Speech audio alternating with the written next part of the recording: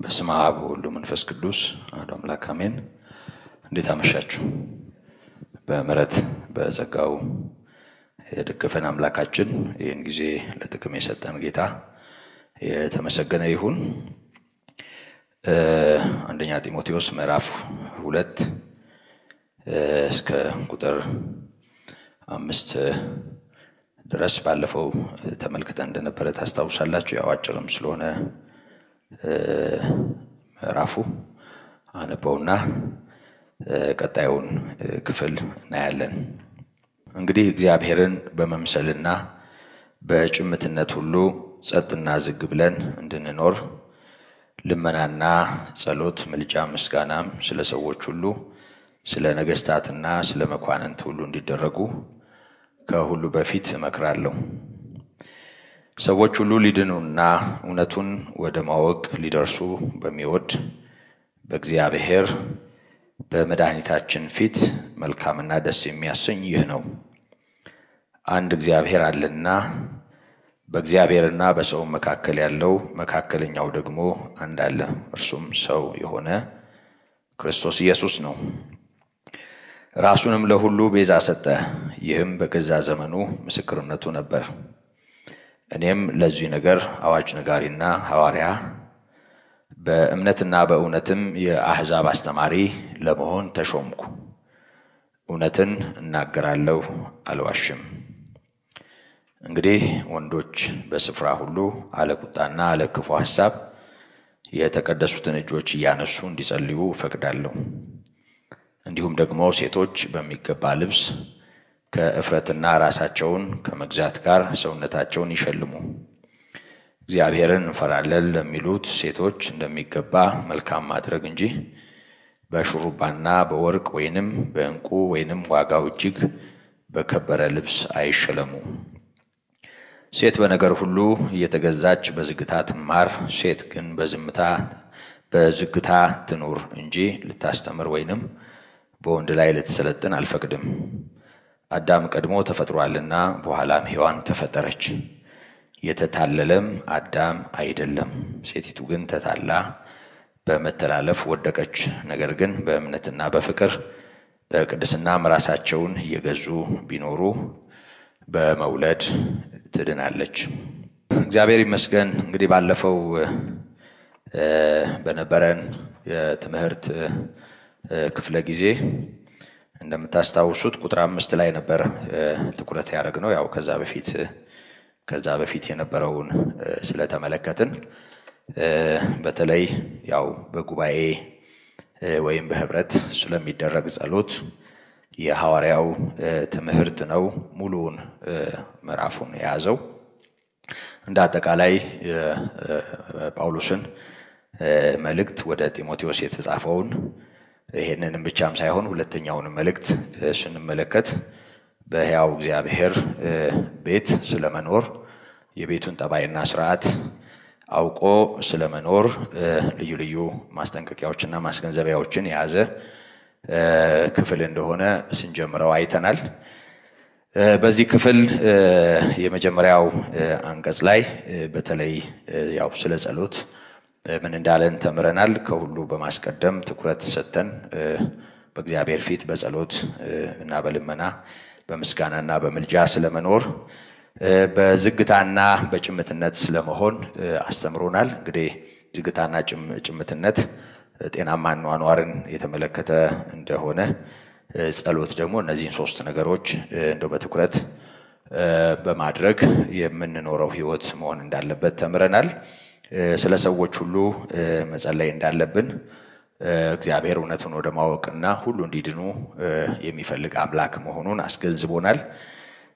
ከዚህ ጋር በተያያዥነት አንድ እግዚአብሔር መኖሩን በእግዚአብሔርና በሰው መካከል ደግሞ ሌላ አለ እሱም መካከለኛ ተብሎ ተጠቅሷል መካከለኛውም በስም ተጠርቷል ኢየሱስ ክርስቶስ እንደሆነ ይሄ መካከለኛ እንዲሁ የክብር ስም ብቻም ሳይሆን ነፍሱን ስለሁላችንም በመስጠት ራሱን ቤዛ በማድረግ የያዘው ስፍራ እንደሆነ አይተናል ቤዛነት ከሞት ጋር ይገናኛል ደግሞ ሞትን ድል አድርጎ የተነሳው ጌታ በአብ ቀኝ ነው ያለው ዛሬም ሊቀ ካህን ነው በማያልፍ የሕይወት ኃይል የተሾመ ሊቀ ካህናት መሆኑን አይተናል እንግዲህ ከዚህ በፊት ከነበሩት ሊቃነ ካህናት እርሱ ይለያል ዋናው መለየው በማያልፍ የሕይወት ኃይል የተሾመ ሊቀ ካህን መሆኑ ነው እና የዚህ ሊቀ ካህን ትልቁ ደረጃ ሕያውነቱ ነው ግን ያው በሞት አልፎ ዋጋ ከፍሎ ደሙን ሰጥቶ ነው ይሄን ስፍራ ያዘውና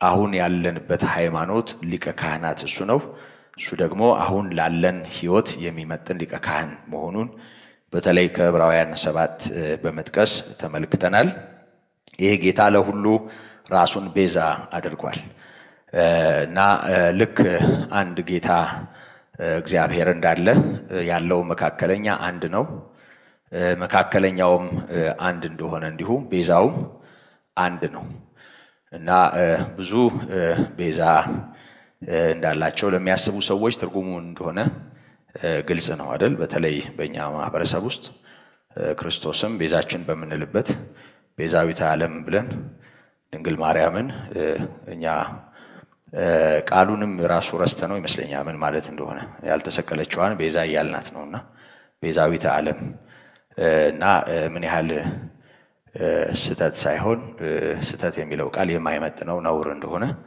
ብዙዎቻችን አናስተውልም ለማንኛውም አንድ እግዚአብሔር አለ በእርሱና በእኛ መካከል አንድ አለ እሱም ማን ነው ሰው የሆነው ክርስቶስ ኢየሱስ ነው እና ይሄን ስፍራ የያዘው ዋጋ ከፍሎ ነው ዝም ብሎ እንደ አሮን ልጆች ተጠርቶም አይደለም የአሮን ልጆች እንደ ተጠርተው ከህዝቡ መካከል ያዙት ስፍራ ነው ይሄ ግን ከአርያም የወረደ ፍጹም ሰው የሆነ ስለ ኃጢያታችን ደሙን ያፈሰሰ ራሱን የከፈለ ቤዛ ነው ስለኛ ተለዋጭ ሆኖ በእኛ ምትክ የታረደ መስዋዕት ነው ስለዚህ ጌታችን ኢየሱስ ክርስቶስ ለሁላችንም ራሱን ቤዛ አድርጎ ሰጥቶናል እርሱ ሊቀ ካህናችን ነው ስለዚህ ወደ እግዚአብሔር የምናደርገው ጉዞ ቀና መሆኑን ምንም የሚቆረብጥ ነገር እንደሌለው አንስተናል አስተውሰናል ባለፈው ምክንያቱም ከአቤል ደም ይልቅ የሚሻለው ነው የሚናገር የመርጨት ደም ያለው ሊቀ ካህን አለን የአዲስ ኪዳን ሊቀ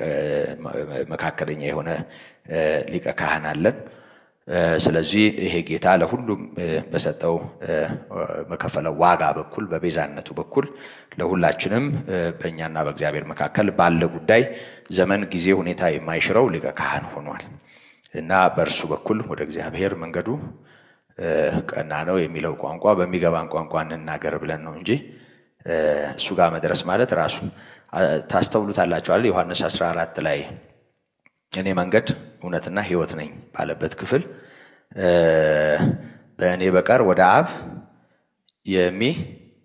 የሚመጣ የለም የሚመጣ ነው የሚለው የሚያልፍ የሚገባ ምናምን ሳይሆን የሚመጣ የለም አስተውላችሁት ከሆነ እና መንገድ ሲባል አስፋልት አንስልም ይታወቃል በእኔ በቀር በእኔ በኩል አድርጋችሁ ካልሆነ ወደ አብ አታልፉም አይነት አይደለም አስተውላችሁት ከሆነ በእኔ በቀር ወደ አብ የሚመጣ የለም ምን ማለት ነው በሌላ ቋንቋ እሱ ጋር ካልደረስን አብ ጋር አንደርስም እሱ ጋር ደረስን ማለት አብ ጋር ደረስን ማለት ነው እና ቦታ ስፍራ እንዲመድበን እዚህ ጋርና ዘጋ አይደለም ኢየሱስ ክርስቶስ ጋር ደረስን ማለት እግዚአብሔር አብ ጋር ደረስን ማለት ነው ሕይወትም መንገድም እውነትም እኔ ነኝ በእኔ በቀር ወደ አብ የሚመጣ የለም ነው ያለው ስለዚህ በእርሱ በቀር ወደ አብ ማንም አይመጣም ምን ማለት ነው በሌላ ቋንቋ በአብ መጠን ነው ራሱን ጌታ ኢየሱስ ክርስቶስ እዛ ክፍል ላይ ተቀሰው እንደውም የፊልጶስን ጥያቄ ታስታውሱ የለም አብን እንዲያሳየው የጠየቀውን ጥያቄ እዛው ክፍል እኔን ያየ አብን አየ እስካሁን ከናንተ ጋር ስኖር አላወከኝም ምን ያለው እንዴት አልገባህም ብሎ ሲገስጸው እናያለን ስለዚህ በሌላ ቋንቋ ወልድን ማየት አብን ማየት ነው ወልድን ማግኘት አብን ማግኘት ነው ወልድ አብ ነው ማለት አይደለም የአብ ልጅ ነው ስለዚህ ወደ ክርስቶስ መድረስ ወደ እግዚአብሔር መድረስ ነው። ስለዚህ በጌታችን በመድኃኒታችን በኢየሱስ ክርስቶስ በኩል ምልጃም ጸሎትም ምስጋናም ልመናም እናቀርባለን። ወዴት? ወደ እግዚአብሔር። ስለ ሰው ሁሉ እንዲድንና እውነቱን ወደ ማወቅ እንዲደርስ የሚፈልግ አምላክ ስላለ ክብር ለስሙ ይሁን። ይሄን ካለ በኋላ ቁጥር 5 መጨረሻው ላይ ይህም በገዛ ዘመኑ ምስክርነቱ ነበር ይላል። ይህም በገዛ ዘመኑ ምስክርነቱ ነበር። በገዛ ዘመኑ በማለት የጠቀሰው ጌታችን መድኃኒታችን ኢየሱስ ክርስቶስ በሚታይ አካል በሚዳሰስ ማንነት በምድር ላይ የነበረበትን ጊዜ ነው እና በምድር ላይ በነበረበት በዚያው ጊዜ ጌታችን ኢየሱስ ክርስቶስ ለምን ወደዚህ ዓለም እንደመጣ በማቴዎስ ምዕራፍ 20 ቁጥር 28 እና በቲቶ ምዕራፍ 1 ቁጥር 3 ላይ በዚሁ ቋንቋ ተጠቅሷል። በማቴዎስ ምዕራፍ 20 ቁጥር 28 ላይ የዘብዴዎስ ባለቤት የነ ዮሐንስ እናት ያቀረበችው ጥያቄ ምክንያት ሆኖ ጌታ የተናገረው ነው። ታስታውሳላችሁ አይደል? ያው ትንሽ ሽኩቻ ቢጤ ነበር በደቀ መዛሙርቱ። ጌታ በእስራኤል ላይ የሚነግስ ስለመሰላቸው ባለስልጣን የሚሆን ስለመሰላቸው ግራና ቀኝ አብረው የሚኒስትርነት ማዕረግ ለማግኘት ወይም አብረውት ለመንገስ እርስ በርሳቸው ማን ይበልጣል የሚል ጉምጉምታ ወይም ደግሞ ሽኩቻ የሚመስል የፖለቲካ መተሻሸት የሚመስል የሆነ ነገር ነበራቸው እና የነዚህ የደቀ መዛሙርቱ ሐሳብ ነው አልፎ በእናታቸው በኩል ወደ ጌታ የደረሰው እና አንተ ያው ከፍ ስትል በእስራኤል ላይ ስትቀመጥ አንድ ልጄ በዚህ ሌላኛው ልጄ በዛ እንዲሆን ብላ ለመነች። ይሄ ወሬ ደቀ መዛሙርቱ ጋር ሲደርስ ደቀ መዛሙርቱ በጣም ቅር አላቸው እና ጌታ ኢየሱስ ክርስቶስ ይሄንን ተከትሎ ከናንተ መካከል ታላቅ መሆን የሚሻ ከሁሉ ታናሽ ይሁን አገልጋይ ይሁን በዓለም ያው ከፍ ያለውን ስፍራ የሚይዘው ከፍ ያለው ነው። በእናንተ ግን እንደሱ አይደለም። በመንፈሳዊ ዓለም ግን እንደሱ አይደለም። ራሱን ከፍ የሚያደርግ ያዋርዳል፣ ራሱን ዝቅ የሚያደርግ ከፍ ያደርጋል በማለት የነሱን እንዲህ አይነቱን የበላይነት ትግል ወይም ደግሞ የበላይነት የውስጥ ሽኩቻ በገሰጸበት በዚሁ ክፍል የሰው ልጅ እንዲያገለግሉት አልመጣም ሊያገለግልና ነፍሱን ስለሌሎች ቤዛ አድርጎ ሊሰጥ እንጂ በማለት ጌታ ኢየሱስ ክርስቶስ ራሱን እንዴት ባለ ሁኔታ ዝቅ አድርጎ ቤዛ ለመሆን እንደመጣ ተናግሯል። ይሄ በራሱ አንደበት የተነገረው ነው። ቁጥር 28 ላይ እንዲሁም የሰው ልጅ ሊያገለግል ነፍሱንም ለብዙዎች ቤዛ ሊሰጥ እንጂ እንዲያገለግሉት አልመጣም። ስለዚህ ጌታ ኢየሱስ ክርስቶስ ራሱ ምን ብሎ ተናግሯል? እኔ ቤዛ ለመሆን ነው የመጣሁት እና አገልጋይነት ራስን ዝቅ አድርጎ ሌላውን መጥቀም ሌላውን መርዳት እንጂ በደቀ መዛሙርቱ መሃል እንኳን እንደ ጌታ እንደ እግዚአብሔር ልጅ እነቱ ራሱን ከፍ አድርጎ ከነርሱ ክብርና የተለየ ውዳሴ ለመቀበል ጌታ ኢየሱስ ክርስቶስ አልመጣም። ለዚህ ነው ሐዋርያው ጌታችን ኢየሱስ ክርስቶስ ቤዛ ነው ካለ በኋላ ይህም በገዛ ዘመኑ ምስክርነቱ ነበር ነው ያለው እና ሌሎች ቤዛ ያሉት ብቻም ሳይሆን ሌሎች አዳኝ ያሉት ብቻም ሳይሆን ራሱንም ጭምር ቤዛ ብሎ የጠራ በገዛ ዘመኑ በዚህ ስም ራሱን የገለጠ ነበረ ጌታ።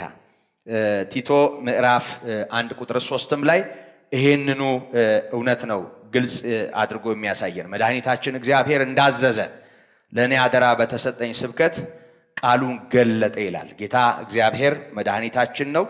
ይሄ መድኃኒታችን እና ይሄ ጌታችን ራሱን አሳልፎ በመስጠት ራሱን ዝቅ በማድረግ ራሱን ለሕይወታችን በመክፈል አድኖናል እና የዚህ እውነት አገልጋይ መሆኑን ሐዋርያው ራሱን በዚህ መጠን ደግሞ ያስተዋውቀናል። ቁጥር 6 እና ቁጥር 7 ጌታ የተናገረውን ማዕከል ካደረገ በኋላ ይበገዛ ዘመኑ ምስክር ነበር ካለ በኋላ እኔም ለዚህ ነገር አዋጅ ነጋሪና ሐዋርያ በእምነትና በእውነትም የአሕዛብ አስተማሪ ለመሆን ተሾም እውነትን እናገራለሁ አልዋሽም ይላል። ጌታ በገዛ ዘመኑ የዚህ እውነት ምስክር ነበር። ራሱን ቤዛ ብሎ ጠርቷል ካለ በኋላ ወደ ራሱ ይመጣል ሐዋርያው። እኔም ለዚህ ነገር አዋጅ ነጋሪና ሐዋርያ በእምነትና በእውነትም የአሕዛብ አስተማሪ ለመሆን ተሾምኩ ይላል። እንግዲህ ይህንን መልእክትም ስንጀምር ከዚህ በፊት በተለያየ አጋጣሚም የዚህን ሐዋርያ ጥሪ በተመለከተ በተለይ ደግሞ ከቁጥር 12 ጀምሮ ራሱን በግልጽ ያስተዋውቃልና ስላየን ብዙ ወደ ኋላ አልመለስም። እግዚአብሔር ይሄንን ሐዋርያ ጠርቶታል። መጥራት ብቻም ሳይሆን የዚህ እውነት አዋጅ ነጋሪና አስተማሪ የአሕዛብ አስተማሪ በእውነትም ምስክር አድርጎ አቁሞታል እና እኔ ለዚህ ነገር አዋጅ ነጋሪ ነኝ ይላል። አዋጅ ግልጽ ነው አይደል? ቋንቋው ከፍ ባለ ድምጽ በድሮ ዘመን በዚያው ዘመን በእስራኤል ልጆች የብሉይ ኪዳን ዘመን ማለት ነው ቀንደ መለከት ተነፍቶ ዛሬ ጥሩምባ ከተነፋ በኋላ ቆሻሻ አውጡም ይሁን ከሌሞቷልና ቀብር ይሁን ወይ ፖሊዮ ክትባትም ይሁን የሆነ ድምጽ ከሰማን በኋላ ጥሩምባ ነበር ድሮ። አሁን ይሄቺ ማይክሮፎን ስላለች በማይክሮፎን የሆነ ነገር እንሰማለን። ያንን ተከትለን ጆሮአችንን ስንሰጥ በአዋጅ የምናደምጠው ድምጽ አለ። ልክ እንደዚሁ አዋጅ የሚለው ቋንቋ ከፍ ባለ ድምጽ ሰዎች እንዲሰሙት ተፈልጎ የሚነገር አዋጅ ነው። ብዙ ጊዜ ከመንግስታት መግለጫ ጋር ይገናኛል። ከመንግስታት መግለጫ ጋር ይገናኛል። ጌታችን መድኃኒታችን ኢየሱስ ክርስቶስ ደቀ መዛሙርቱን ባሰለጠነበት ባስተማረበት ጊዜ በስውር የምትሰሙትን በጨለማ የምትሰሙትን በብርሃን ትናገራላችሁ፣ በሹክሹክታ የምታደምጡትን በሰገነት ላይ ትሰብካላችሁ በማለት ይሄ ወንጌል በጊዜው እነሱ በግል ከጌታ ጋራ የጌታ ደቀ መዝሙር ሆነው እየተከተሉ ከኋላ ድክ ይያሉ የሚሰሙት ነገር እነሱ ብቻቸውን በተብራራ ሁኔታ የሚያደምጡት ይምሰል እንጂ ጌታ ኢየሱስ በማቴዎስ 28 ቁጥር 19 ላይ ወደ ዓለም ሁሉ ሄዱ ወንጌልን ለፍጥረት ስበኩ አሕዛብን ሁሉ በአብ በወልድ በመንፈስ ቅዱስ ስም እያጠመቃችኋቸው ያዘዝኳችሁን እንዲፈጽሙ እያስተማራችኋቸው ደቀ መዝሙር አድርጓቸው በማለት ይሄንን አደራ የወንጌል አደራ ለደቀ መዛሙርቱ ሰጥቷል። ስለዚህ ይሄ የወንጌል አደራ ወደ ሕዝብ እንዲሄድ የሚፈለግ በታላቅ ድምጽ በስልጣን ሊነገር የሚገባ መለኮታዊ አዋጅ ነው እና ሐዋርያው እግዚአብሔር ጠርቶታል። ምዕራፍ 1 ላይ እንዳየነው ከጠራው በኋላ ኃይል ሰጥቶታል። ይሄን የሚያገለግልበት ኃይል ታማኝ አድርጎ ስለቆጠረው ነው ይሄንን አደራ የሰጠው። አሁንም በዚህ ሁኔታ ነው እየተናገረ ያለው የዚህ አገልግሎት ባለ አደራ እንደሆነ እግዚአብሔር ይሄንን አዋጅ ይሄንን የምስራች ይሄንን ታላቅ አገልግሎት እንዲህ ባለ ሁኔታ እንዲያገለግል በአደራ መቀበሉን ይናገራል። በተለይ ቁጥር 12 ላይ ለአገልግሎቱ ሾሞኝ ታማኝ አድርጎ ስለቆጠረኝ ኃይል የሰጠኝን ክርስቶስ ኢየሱስን ጌታችንን አመሰግናለሁ ያለ ሐዋርያ እግዚአብሔር ጠርቶታል። ይሄንን አዋጅ ለሰው እንዲያደርስ ኃይል ሰጥቶታልን ከዚህ በፊት አይተነዋል። ብዙ ጊዜ ኃይል ሲባል እኛ ከስሜት ጋር የተያያዘውን ወዲያ ወዲህ መወለካከፍ ነው ኃይል የምንለው። ወንጌል ግን ከዛ የተለየ ኃይል አለው። የሰው ሕይወት የሚለውጥ ሰውን ከጨለማ ወደ አስደናቂው ብርሃን የሚያሻግር ዓለማዊ ምኞትንና ኃጢያተኝነትን የሚያስክድ ደግሞ በታማኝነት ወገባቸውን ታጥቀው የሚያገለግሉ ሰዎች ወገባቸው የታጠቀ መብራታቸው የበራ እንዲሆን የሚያደርግ የሚያስጨክን የሚያስጀግን የእግዚአብሔር ኃይል አግኝቶታል ሐዋርያው እና እግዚአብሔር በምህረት ጠርቶታል። በጌታ በኢየሱስ ወንጌል በኩል ታማኝ አድርጎም ቆጥሮ ኃይል ሰጥቶታል እና እግዚአብሔር እንዳደረገለት ኃይል መጠን ይሄንን የወንጌል እውነት ይሄንን አደራ ይዞ ወደ አሕዛብ ወደ ሰው ልጆች እንዲሄድ መታደሉን ይናገራል እና አዋጅ ነጋሪ ነኝ ይላል። አዋጅ ማለት በከፍተኛ ድምጽ በከፍተኛ ኃይል እንደ ንጉስ አዋጅ እንደ መንግስት መመሪያ የሚተላለፍ መልእክት ነው። ይሄ አዋጅ ብሎ ተናግሮታል። ከዚህ ጋር በተያያዥነት ሶስት ነገሮችን እናያለን። አንደኛው አዋጅ ነጋሪ ነው፣ ሁለተኛው ሐዋርያነት ነው፣ ሶስተኛው አስተማሪነት ነው። በዚህ አሁን ባነበብኩት በተለይ ቁጥር 7 ላይ ባለው ቃል ውስጥ እነዚህ ኃይለ ቃላት በጥምር ተቀምጠው እናያለን። አዋጅ ነጋሪ ነኝ ይላል። ከዛ ባሻገር ደግሞ ሐዋርያ ነኝ ይላል። አዋጅ ነጋሪ የሚለውን ከማቴዎስ 10:27 ጋራ ቀደም ካነሳሁት በስውር የሚሰሙትን በግልጽ ከመናገራቸው በጨለማ ወይም በሌሊት ያደመጡትን በብርሃን ከመናገራቸው በግል ከጌታ ከኢየሱስ ክርስቶስ ያደመጡትን ለብዙዎች በሚሆን ሁኔታ በአደባባይ ከመናገራቸው ጋራ ይገናኛል። በመሰረቱ ወንጌል ጉልበት የሚኖረው በዚህ መጠን ሲታመንና በዚህ መጠንም ወደ ሰው ሲሄድ ነው። ታስታውሳላችሁ በማቴዎስ ምዕራፍ 7 የመጨረሻ ሐረግ ላይ የተራራውን ስብከት ጌታ ኢየሱስ ክርስቶስ በፈጸመበት ጊዜ ብዙ ሰዎች በአስተማረው ትምህርትና ይናገርበት በነበረው ኃይል ይደነቁ ነበር እና እንደ ጻፎቻቸው ሳይሆን እንደ ባለስልጣን ይናገራቸው ነበር ተብሎ ነው የተጻፈው እና በትምህርቱ ተገርመዋል። በትምህርቱ የተገረሙት ያው በደንብ ግልጽ የሆነ መለኮታዊ መመሪያ ሆኖ መቅረቡ አንደኛ በስልጣን እኔ እንዲህ እላቸዋለሁ ይያለ ለቀደሙት እንዲህ እንደተባለ ታውቃላችሁ እኔ እንዲህ እላቸዋለሁ ይያለ አንዳንዱን ነገር መለወጥ በሚመስል አጽንኦት ማለት ውጫዊውን ነገር ሳይሆን ወደ ውስጣቸው በሚገባ ሁኔታ መለወጥ በሚመስል አጽንኦት ይናገር ነበርና በዚህ ስልጣን እንዲህ ባለ ሁኔታ እንደ እግዚአብሔር ልጅነቱ ያስተምር ነበር። ትምህርቱ በዚህ መጠን እንደው ለየት ብሎ ከዚህ በፊት ከሚያውቁት ረቀቅ ብሎ የተጨመረ ወይም የተስፋፋ ወይም የተብራራ ነገር ያለው ሆኖ መቅረቡ ብቻም ሳይሆን ያንን የሚያቀርብበት መንገድ በስልጣን ስለነበረ በጣም ተገርመው ይሰሙት ነበር። በትምህርቱም ተገረሙ ካለ በኋላ እንደ ጻፎቻቸው ሳይሆን እንደ ባለስልጣን ይናገራቸው ነበር ነው የሚለው።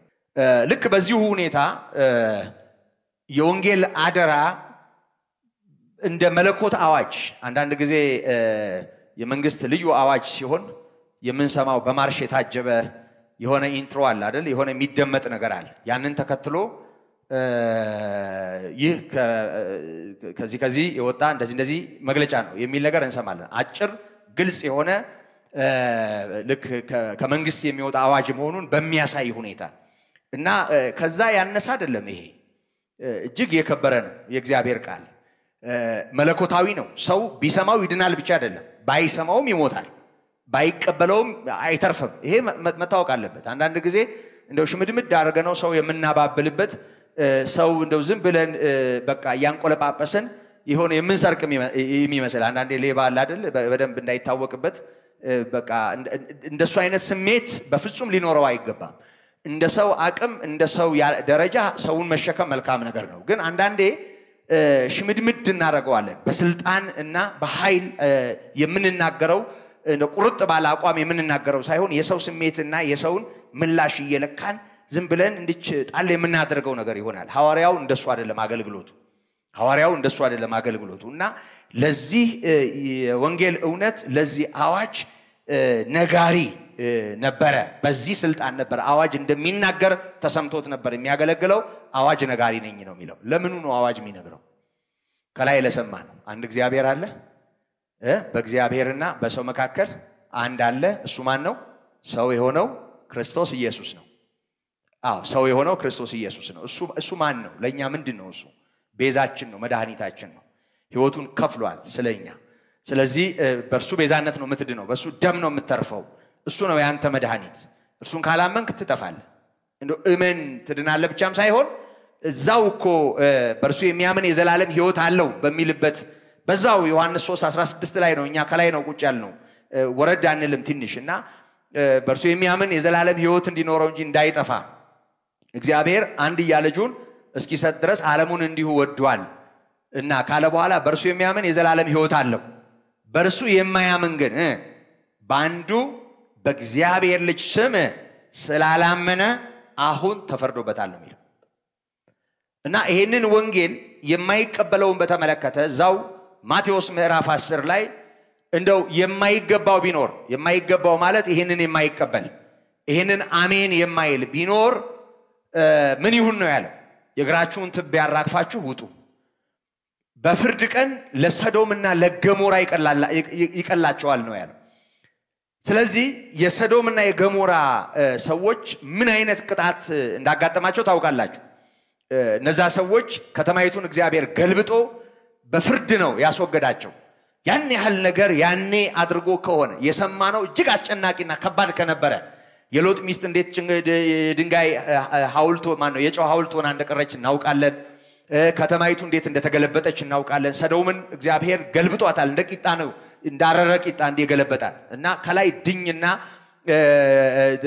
በጣም እሳት ይወርድ ነበር በሚገርም ፍርድ ነው ከተማይቱን ያስወገዳት እንግዲህ የሰዶምና የገሞራን ጥፋት ስናስብ በጣም አስጨናቂ የሆነ የእግዚአብሔር ቁጣ አግኝቷታል ግን በጣም የሚገርመው ነገር ከዚህ የባሰ ነው ይያለ ያለ ስለዚህ ከዚህ የባሰ ነገር ለሰው የሚጠበቅ ከሆነ አሜን ማለት መብቱ ነው አይ ማለትም መብቱ ነው ያው ውጤቱ ግዴታ እንደሆነ ታውቁ ስለዚህ ይሄ በተሽመደመደ ሁኔታ እንደው በሚል እንደዚህ ዝም ብሎ በመቀባባት የምናቀርበው አይደለም ይሄ በአዋጅ የሚነገር ነው ስለዚህ ሐዋርያው ለዚህ አዋጅ ነጋሪ ነኝ ያለው ልክ ጌታ ኢየሱስ እንዳለው በስውር የምትሰሙትን በግልጽ በብርሃን በከፍታ ስፍራ እንዳለ በዚህ ሁኔታ የሚናገር ሐዋርያ መሆኑን ይናገራል መጀመሪያው አዋጅ ነጋሪ ነኝ ይላል ሐዋርያ ነኝ ይላል ሐዋርያ በመሰረቱ የክርስቶስ የሞትና የትንሳኤው ምስክር ማለት ነው የቃሉ ትርጉም ያው ከዚህ በፊት ደጋግመን እንዳነሳ ነው መልእክት ያለው መንገደኛ ማለት ነው መልእክት ይዞ የሚሄድ ዝም ብሎ የሚኳትን ጫማ የሚጨርስ ሳይሆን መሄድ በረከት ነው ብሎ አመድ ሲበንበት መዋል ሳይሆን አንዳንዶች እንደሱ ያስባሉ ዝም ብሎ መኳተን አገር ለአገር መሄድ ዝም ብሎ ትርፍ የለው ምንም ትርፍ የለው ግን መልእክት ያለው መንገደኛ የምስራች ይዞ የእግዚአብሔር ምሕረትና ፍርድ ይዞ የሚሄድ መልእክተኛ መንገደኛ ማለት ነው እና ሐዋርያ ማለት ሄያጅ ማለት ነው ሆረ ከሚለው የወጣ ነው ሐዋርያ ማለት ሄያጅ መንገደኛ ማለት ነው እና ዝም ብሎ መንገደኛ ሳይሆን መልእክት ያለው መንገደኛ የራሱ መልእክት ያልሆነ መልእክት ያለው መንገደኛ የላኪውን መልእክት የሚያደርስ መንገደኛ ነው ሐዋርያ በዋናነት የሐዋርያነት መስፈርቱ ያው ከዚህ በፊት እንዳነሳ ነው ጌታ ኢየሱስ ክርስቶስ በመድር ላይ በሚታይ ሁኔታ ቀደም እዚህ ቁጥር 5 ላይ ባየነው ሁኔታ በገዛ ዘመኑ እንዳለው በገዛ ዘመኑ ብለን በመንጠራው በዛ በተገለጠበት የስጋዊው ዘመን በርግጥ አሁንም ከዛው አካል ጋር ነው ያለው ያው አካል ከብሮ ነው ያለው ዛሬም ጌታ ኢየሱስ በአብ ቀኝ ያለ እኛን የሚወክል ማንነት ነው የሰው ልጅ በአባቱ ቀኝ ቆሞ ያዋለው አይደለም ያለው እስጢፋኖስ በድንጋይ ሲቀጠቀጥ ያ የእግዚአብሔር ክብር የሆነው የሰው ልጅ በአብ ቀኝ ነው ያለው አሁንም በዛው ማንነቱ ይሄን አካል ገንዘብ ባደረገበት ማንነቱ ላይ ነው ያለው በአብ ቀኝ ያለው የእግዚአብሔር ልጅ የሰውም ልጅ ነው ይሄ ይታወቃል ግን በዘመነ ስጋዊ ብለን ስናነሳ በመድር ላይ እየታየ እየተዳሰሰ ይኖር የነበረበትን ጊዜ ነው የሚያመለክተው ስለዚህ በዛን ዘመንና በዛ በስጋዊው ወቅት አብረውት እንዲኖሩ እድል ያገኙ ጌታ የመረጣቸው ከልዩ ልዩ ስፍራ በወጣበት ሲወጡ በገባበት ይገቡ የነበሩ ሰዎች ናቸው ሐዋርያት የተባሉ ታስታውሳላችሁ ከይሁዳ ጥፋት በኋላ ሌሎች ደቀ መዛሙርት ሐዋርያ ሥራ ምዕራፍ 1 ላይ እንደተጻፈው ሰብሰብ በማለት በጠፋው በይሁዳ ምትክ ሐዋርያ ለመተካት ጸሎት አድርገዋል እንደምታውቁት በሐዋርያነት የተጠሩት ደቀ መዛሙርት የተባሉት ይሁዳን ጨምሮ 12 ነበሩ ይሁዳ ወደ ገዛ መንገዱ ሄዶ ከጠፋ በኋላ ግን ስንት ሆኑ ማለት ነው 11 ናቸው 12 መሆን ስለነበረባቸው ደቀ መዛሙርቱ ተሰብስበው በእግዚአብሔር ፊት ጸሎት አድርገዋል ባደረጉት ጸሎት ከኋላ የነበሩትን አርድእት ተብለው የሚጠሩትን ሰባዎቹን ወይም 72ቶቹን አንድ ላይ አምጥተው ሰብስበው እግዚአብሔር ሆይ እንደው ከነዚህ መካከል ማን ይሆን የሚል ምርጫ አላቀረቡ ብዙ ሰዎች ይያሉ ሁለት ሰዎችን ያቀረቡት ሁለቱን ሲያቀርቡ ደግሞ ያቀረቡት ጸሎትን በግልጽ ተጽፏል።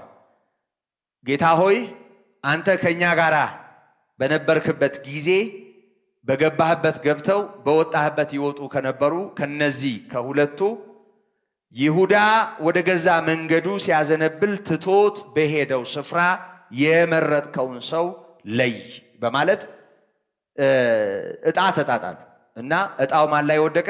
ማቲያስ ላይ ወደቀና ከ12ቱ ጋራ ተቆጠረ እና ሐዋርያት 12 ሆኑ ማለት ነው። በኋላ የሐዋርያው የቅዱስ ጳውሎስ ሐዋርያነት አነጋጋሪ ይሆን ከነበረባቸው ነገሮች አንዱ ጌታ ኢየሱስ ክርስቶስ በዚህ አይነት ሁኔታ ሲያስተምር በነበረበት ጊዜ ደቀ መዝሙር ያልነበረ ሰው ነው። ከጌታ እርገት ከ8 ዓመት በኋላ ደቀ መዝሙር የሆነ ነው። የሱ ታሪክ የሚጀምረው እኛ በመናውቀው ሁኔታ ሐዋርያት ሥራ ምዕራፍ 9 ላይ ነው። ሐዋርያት ሥራ ምዕራፍ 7 ቁጥር 58 ላይ እስጢፋኖስ በድንጋይ ተቀጥቅጦ በተገደለበት ጊዜ ቆሞ ልብስ ይዞ ያስገደለ ሰው ነው። እግዚአብሔር ባስደናቂ ምህረት በብርሃን ነክቶ ደማስቆ ላይ ሐዋርያ ምስክሩ እንዲሆን ጠርቶታል። እና ከዚህ የተነሳ አንዳንድ ሰዎች በተለይ ከአይሁድ ወገን የመጡ በአይሁድ ትምህርት የበረታና እነሱ እንደ ትልቅ ነገር የሚቆጥሩትን ነገር በወንጌል እውነት የለወጠ አገልጋይ ስለነበር በዚህ እያመካኙ ሐዋርያነቱን ይቃወሙ ነበር። እንደውም የገላትያ መልእክት ላይ በሰው ወይም ከሰው ሐዋርያ ያልሆነ በማለት ራሱን ይገልጣል ምዕራፍ 1 ላይ እና እኔ በሰው አይደለሁም እንደውም በኔ የምትሰሙት ወንጌል በሌሎች እንደምትሰሙት እንዳይደለ ላስታውቃችሁ ወዳለው ይላል። ጌታ ራሱ ገልጦልኛል እንጂ እኔ ከሰው አልተማርኩትም ይላል። ከሰው አልተማርኩትም ማለት ከዛ በፊት ከተማሩት ሰዎች የተለየ አዲስ ትምህርት አለኝ ማለት አይደለም። እንደውም እዛው ገላትያ ላይ እንደው ይሄ ብርሃን እንደበራለት ቀጥታ ወደ አረቢያን ምድረ በዳ ሄደ። ከዛ ደግሞ ወደ ደማስቆ ተመለሰ። ከዛ በኋላ በኢየሩሳሌም ቤተክርስቲያን እንደ አእማድ ይቆጠሩ የነበሩ እነ ዮሐንስና እነ ጴጥሮስ ወደ ነበሩበት ጉባኤ መጣ። በእነሱ መካከል 2 ሳምንት ያህል ቆየ፣ ወደ 15 ቀን ቆየ እና በዚህ ምስክርነቱ ገላትያ ምዕራፍ 2 ላይ አእማድ መስለው ወደሚታዩት ወደ እነሱ መጣሁ ይልና በእኔ ላይ ግን ምንም አልጨመሩልኝም ይላል። ምንም አልጨመሩልኝም ማለት ሐሳቡ ምንድነው? መጀመሪያም የማስተምረው እውነቱን ነበር፣ ልክ ነበር።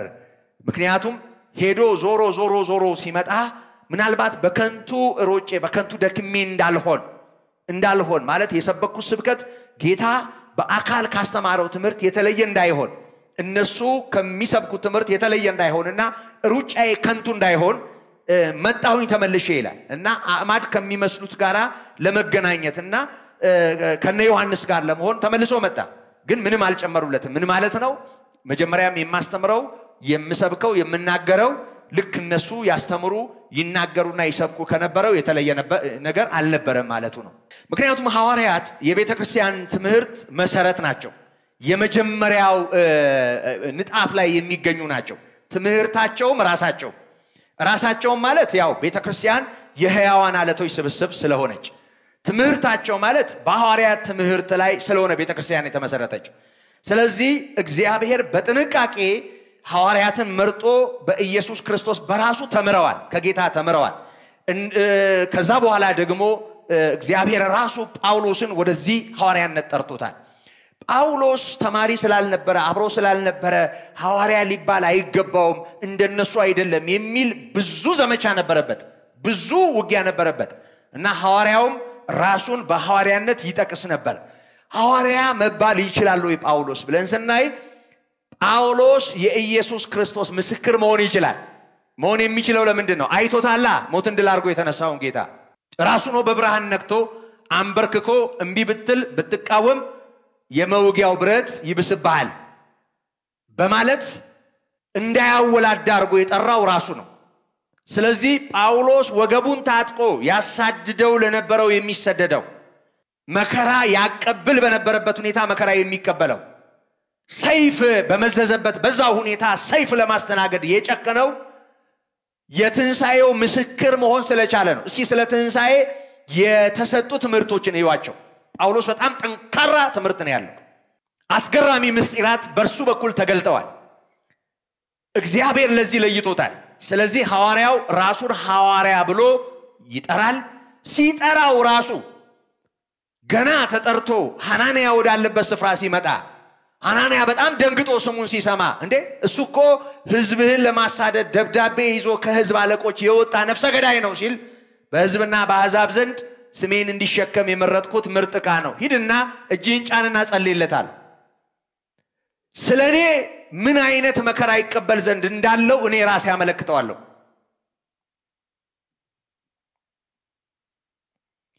የጠራው ነው ይሄንን ያለው የጠራው አበራለት የጠራው በደንብ እንዲጠራለትና እንዲያውቅ አርጎ አቆመው ስለዚህ ሐዋርያ መሆን ችሏል ስለዚህ የጳውሎስ መልእክታት ከሐዋርያት ትምህርትና ስብከት የማያንስ ከሌሎቹ ከዋነኞቹ ሐዋርያት አገልግሎት የማያንስ ዋኖች የምላቸው ቀጥታ እየተከተሉ ይማሩ ስለነበር ስለዚህ ሐዋርያ ነው የዚህ የኢየሱስ ክርስቶስ ትንሣኤ ምስክር ነው ኢየሱስ ተነስቷል ሕያው ሆኗል ብሎ መናገር ይችላል ማንንም ትንሣኤውን ሊያብራራለት አያስፈልገው ምክንያቱም ድል ያደረገውን ትንሣኤ የሆነውን ክርስቶስን ስላየ እና ዝም ብሎ በዚህ መጠን ሳይሆኑ ሐዋርያ ነኝ ማለት ድፍረት ነው አሁን የዚህ ዘመን ሐዋርያት ያውም እኮ ደህናም ሰው ሐዋርያ ነኝ ቢል ጥሩ ነበር ግራ የገባ ሁሉ እየተነሳ አፖስቶል እያለ ይለጥፋል ከፊት ከኋላ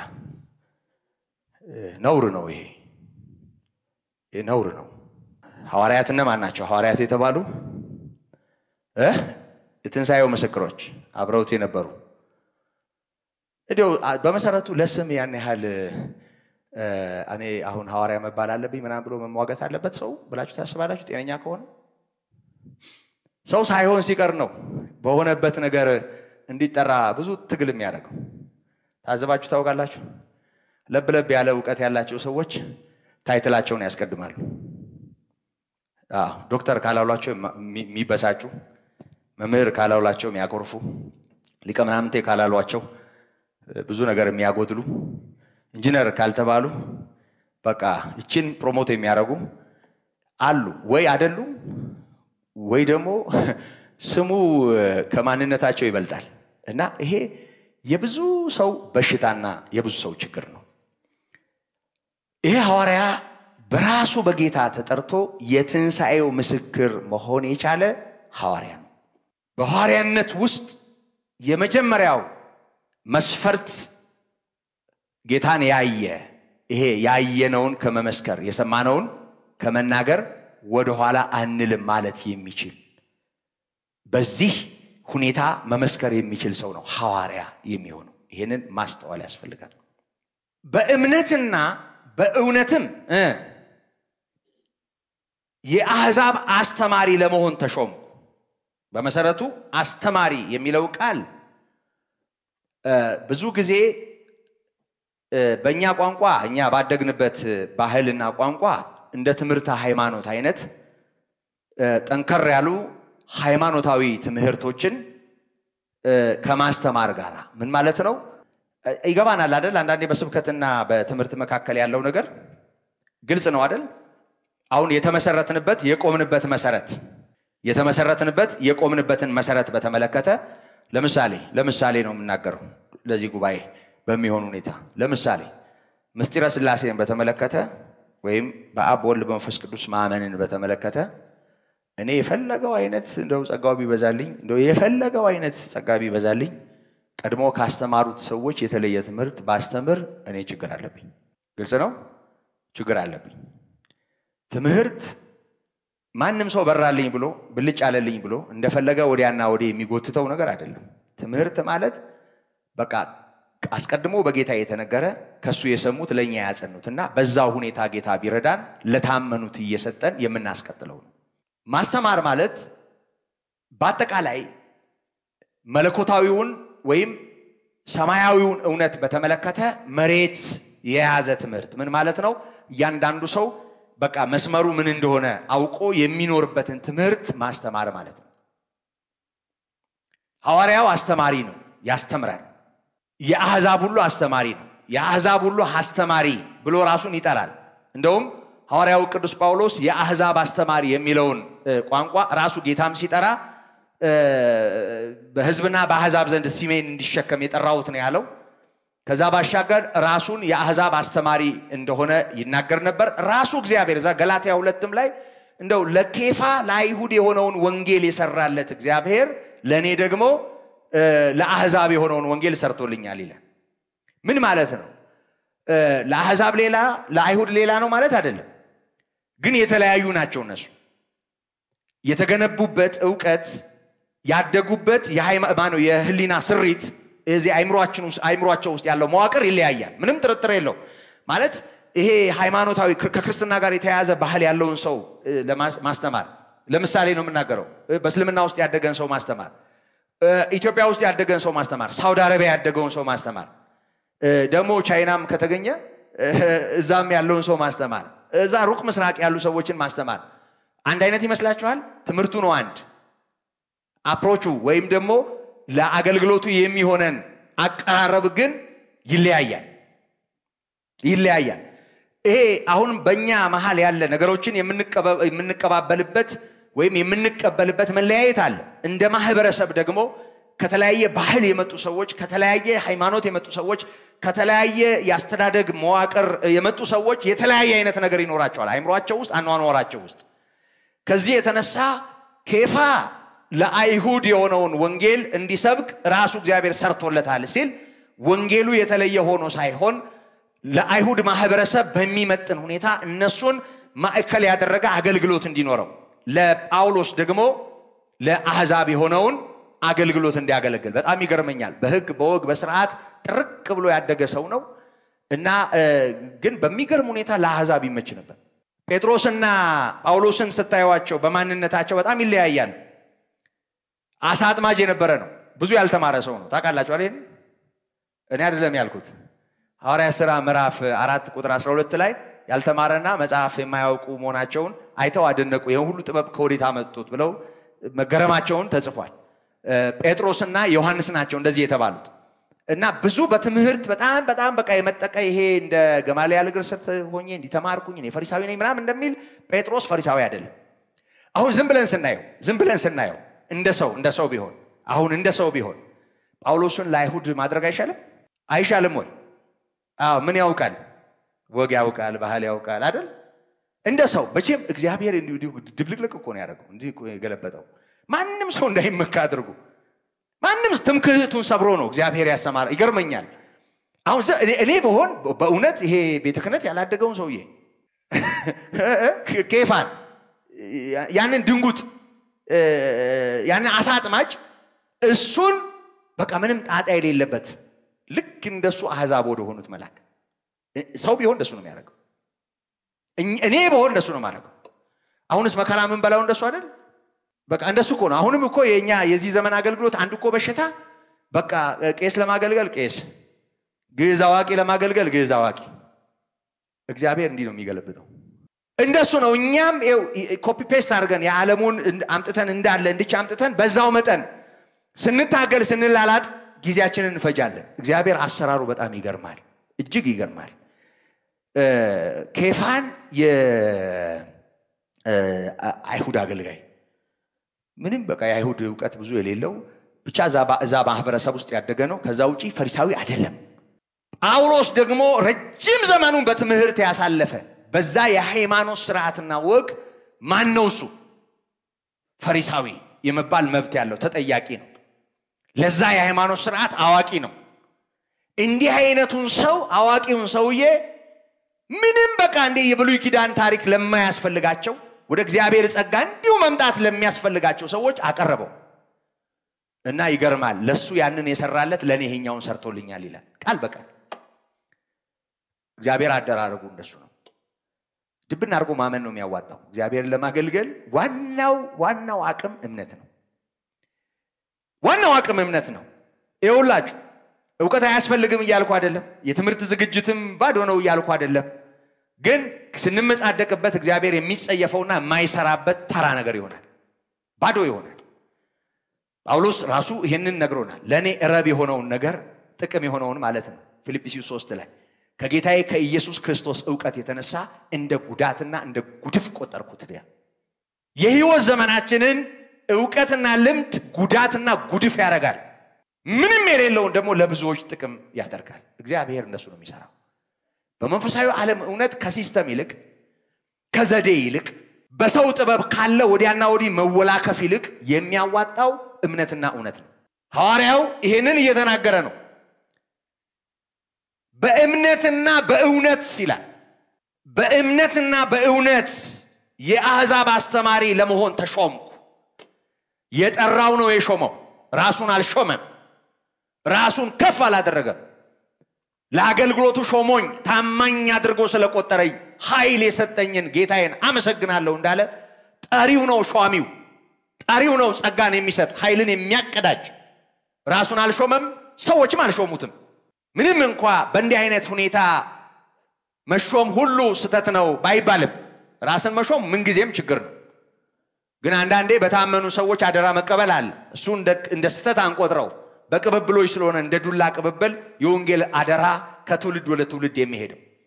የሆነ ሆኖ ግን በዋናነት በእምነትና በእውነት ነው የሚለው። ማለት በደንብ አምኖ የሚያገለግል ሰው ይቻላል። ሳያምኑ ማገልገል አዎ በደንብ ነው የሚቻለው። እንደማንኛውም ሸምድዶ ማገልገል ይቻላል። በእውነት ሳይሆኑ ማገልገል ይቻላል። እያጭበረበሩ ማገልገል ይቻላል። ተለዋዋጭ ሆኖ ማገልገል ይቻላል። ከውስጥ ሳይሆን ማገልገል ይቻላል። እንዳይመስላችሁ መንፈሳዊ ዓለም ውስጥ ያለ ሁሉ እውነተኛና አማኝ እንዳይመስላችሁ። እግዚአብሔር የሚሰራበት ሰው መጀመሪያ መሰራት አለበት። መጀመሪያ ለሰሪው፣ ለጠሪው፣ ለሿሚው የሚሆን ማንነት ሊኖረው ያስፈልጋል። ከእምነት ጋር ይገናኛል። እምነት በእምነትና በእውነት ነው እያለ ያለው። አማኝ ስለሆነ እግዚአብሔር አብሮት ሰርቷል። አምኖ ነው ጌታን ያገለገለው።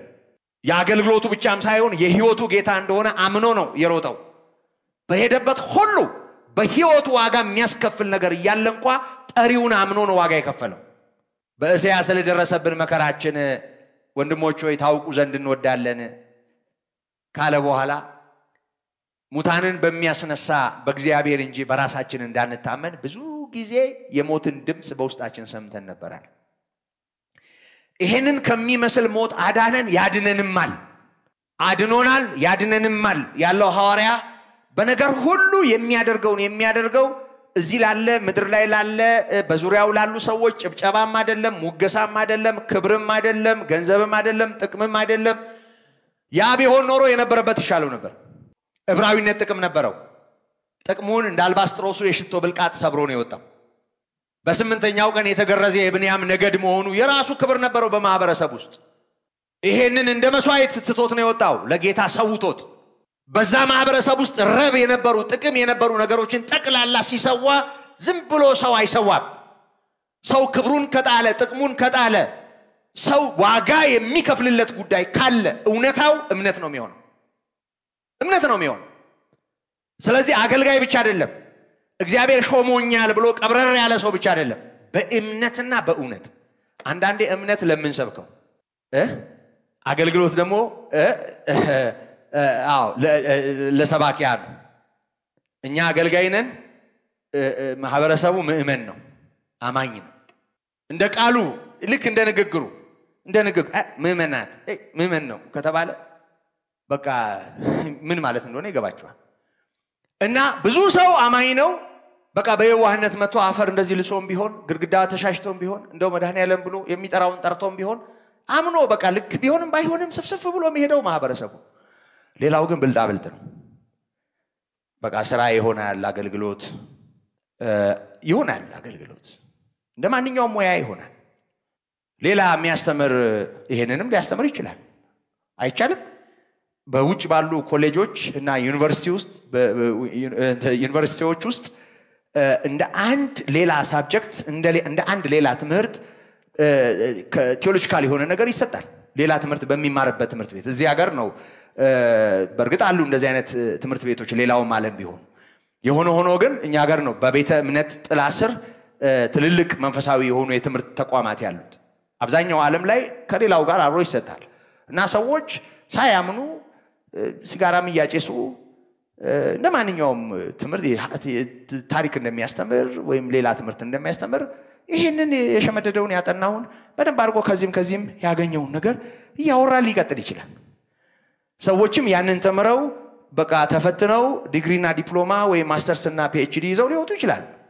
ታው ትምህርት ቤቱን ቤተ እምነት ውስጥ የሃይማኖት ተቋም ውስጥ እልም ያለ ወንበዴ እልም ያለ ክፉ እልም ያለ ሌባ ለብዙ ነውርና ርኩሰት እችን ታህል የማይዘገንነው መድረክ ላይ ተውኖ ይወርዳል። በእምነትና በእውነት ለአሕዛብ አስተማሪ ሆንኩ አዋጅ ነጋሪና ሐዋርያ ሆንኩ ነው የሚለው። እና በእውነት እግዚአብሔር ቤተክርስቲያንን ያስብ። በዚህ ዘመን ያለችዋን ቤተክርስቲያን ማለት የምር ቢሆን አገልግሎቱ የምር ቢሆን ማለት የሚያገለግለው ሁሉ አማኝ ቢሆን የማያምን ሰው ዝም ብሎ ባይዳክር ባያቦካ በቃ የሚሰብከው የሚቀድሰው የሚዘምረው ሁሉ አማኝ ቢሆን ምን የሚሆን ይመስላችኋል? እግዚአብሔር እኮ ሩቅ አይደለም። እግዚአብሔር ሩቅ አይደለም። በቃ እድሉ ያለው በትምህርት ቤት ያለፈ ድምጽ ያለው ጥሩ ጉሮሮ ያለው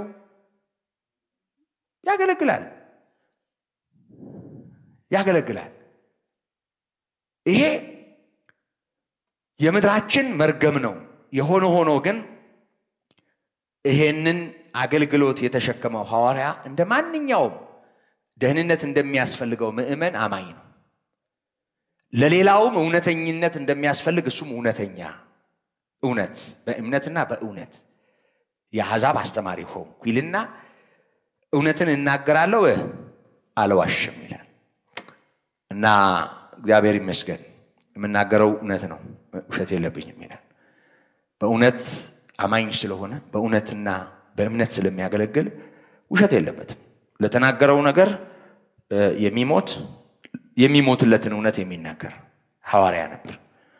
እና የምንናገረውን እንድንኖረው የምንኖረውንም እንድናወራው እግዚአብሔር ይርዳን። ምላስና ማንነት ሲምታታ ምንናገረው ምንሰብከው ምንዘምረውና ምን ሆነው ነገር ሲለያይ እንኳን ለሌላው ለራሳችንም መርገም ነው። እንኳን ለሌላው እና ቤተክርስቲያን ውስጥ ብዙ አሳፋሪ ነገር የምናየው በጣም ብዙ ልክ ያልሆኑ በሽተኞች የሆኑ ራሳቸው ተሰናክለው ሌላውን የሚያሰናክሉ ወድቀው የሚጥሉ እንደማንኛውም ዘፋኝ እንደማንኛውም አርቲስት ቅብርር ብለው እንደፈለጉ ለብዙ ሰዎች ውድቀት ምክንያት የሚሆኑ ሰዎች የሚወለዱት አገልግሎቱ በታለንት እንጂ በእግዚአብሔር ጸጋ ስለማይሆን አንዳንዴ ጸጋና ተፈጥሯዊ ችሎታንም ልንቀላቀለው እንችላለን። ታውቃላችሁ አይደል? በጣም ከኔ የተሻለ የሚናገሩ ፖለቲከኞች የሉም ወይ? 2 ሰዓት 3 ሰዓት ቢያወሩ ፓርላማውን ጸጥ አርገው አፋስ ከፍተው አላየንም? የሉም ወይ? በደንብ አርገው ለቆሙለት ዓላማ በደንብ አርገው 3 ሰዓት 4 እና 5 ሰዓት በደንብ አርገው ብዙ ሰዎችን በአድራሻ የሚይዙ እንደዚህ እንዲህ ማያነቃነቅ ንግግር ያላቸው ያሳቁም ያስገረሙም ያስደነቁም ያወሩ ሰዎች ነበሩ አሉ ይኖራሉ። ብዙ የነጻነት ታጋዮች በዓለም ላይ ያደረጓቸው ንግግሮች ሰምተን እናውቃለን። በጣም በቃ ሰውን ለሞት በቃ ለጦርነትና ለሆነ ነገር የሚያነሳሳ የሚገርም ነገር ያላቸው ምንም ይሄ የታወቀ ነው። ዓለምን እንደው ለሁለት የከፈለ ሪዮት ዓለም የነበራቸው እነ ማርክስ እነ ኤንግልስ እነ ሌኒን ምን አይነት ሰዎች ነበሩ? የሚታወቅ አይደል? እና የኛን አገልግሎት ሚዛን የሚደፋ የሚያደርገው የንግግር አቅም ይመስላችኋል? ተቆላጥፈንም እውነተኞች ነው። በሚያምን ልብ በኮልታፋ ምላስ ለምን አይሆንም? ጌታ ይጣፍጣል። ጌታ ትርጉም አለው። ዝም ብሎ የተዋዛ በንግግር አቅም በቀልድና በፌዝ ደስ በሚል ሁኔታ ወደ ጆሮአችን የሚመጣ ነገር ስለሆነ እሱ አይደለም ወንጌል የሚያደርገው። የንግግር አቅም አይደለም ወንጌል። በዚህ የሚበልጡን ስንት ተናጋሪዎች አሉ። በጣም የንግግር ለዛቸው በጣም የሚጥም ሲቀልዱም ዝም ብለን የምንሰማቸው ሰዎች ብዙ ናቸው። ግን ይሄኛው ይለያል። በእምነትና በእውነት ምንድነው ምናምነው? ለሁሉ ቤዛ የሆነው ምንድነው ምናምነው? የሐዲስ ኪዳን መካከለኛ የሆነው ምንድነው ምናምነው? ክርስቶስ ኢየሱስ የሆነውን ኢየሱስን ምንድነው ምናምነው? አንዱን ጌታ የሁሉን ጌታ ሕያው የሆነው በእምነት በእውነት ለዚህ እኔ ምስክር ነኝ፣ እውነትን እናገራለሁ አልዋሽም ይላል። እና እግዚአብሔር ይባረክ። አው እንዲህ እንድናምን እንዲህም እንድናገለግል እግዚአብሔር ይርዳን። በመሰረቱ ያው ታውቃላችሁ አይደል እግዚአብሔርን ስራ እኔ በጣም ቤቴ ግድግዳ ላይ ነበረች አሁን አርጅታ ወድቃለች እንጂ በፊት የእግዚአብሔርን ስራ በቸልተኝነት የሚያደርግ እርጉም ነው የሚለው ጥቅስ በትልቁ ነበር ግድግዳዬ ላይና እግዚአብሔር ያለ እምነት በጣም ያስፈራል። ያለ እውነትም ያስፈራል። ሰውን ሊሸነግል ይችላል ሊያጭበረብር ይችላል እንጂ እውነትና ህይወት የሆነውን ማታለል አይቻልም። ስለዚህ ልክ ባልሆነ መስመር ያለን ሰዎች ወደ መስመር መግባት አለብን በህይወታችን። ለሰው አይደለም ትክክል የምንሆነው ለሰው አይደለም ምንስተካከለው ለሚያየን ለሚታዘበን እንዳይመስላችሁ እሱ የጊዜው ነው። እግዚአብሔር አለ ትልቁ እና በእግዚአብሔር ፊት ቀጥ ማለት አለብን መስተካከል አለብን። በእምነት በእውነት ያለ ውሸት ነው ጌታ ማክበር ያለብን በእግዚአብሔር ፊት ነው መሆን ያለብን። እና ጳውሎስ በጣም ደስ ይለኛል ከዚህ በፊትም ደጋግመን አንስተነዋል በሰውና በእግዚአብሔር ፊት ነውር የሌላት ሕሊና እንድትኖረኝ ተጋለሁ ይላል። እና ስለ ኢየሱስ ክርስቶስም የተጻፉት ወንጌላት የሚነግሩን በቃልም በስራም በሰውም በእግዚአብሔርም ፊት ፍጹም የሆነ ነብይ እኔ ያሉት ፍጹም የሆነ እና በንግግርም በህይወትም በቃ ማይታፈርበት ነበር ጌታ ኢየሱስ ክርስቶስ። እንደሱ ነው በመድር ላይ የተገለጠውና በሰውም በእግዚአብሔርም ፊት ነውር የሌለው ሕሊና እውነተኝነት ውሸታም አለመሆን በቃ መስተካከል መጥራት ልክ ያልሆነም ንስሐ መግባት ወደ እግዚአብሔር ፊቱ ማዞር አለበት። እና በእውነት ነው እግዚአብሔር የሚገለገለው። ጳውሎስ ይሄንን ያስተምረናል። እንግዲህ ምን እላለሁ ይጋባብን ይሄ አዎ ይሄ ይውረሰን አይደል? አዎ ይሄ ይውረሰን። መቼም የተባለው እንደሱ ነው። እግዚአብሔርን ቃል የነገሯችሁን ዋኖቻችሁን አስቡ ካለ በኋላ አስቡ ብሎ ቢያቆም ያው ሻማ ያቀለጥን ኖራለን ያሰብን። ግን ቀጣዩ ምንድነው የሚለው የኑሯቸውን ፍሬ እየተመለከታችሁ በእምነት መሰሏቸው።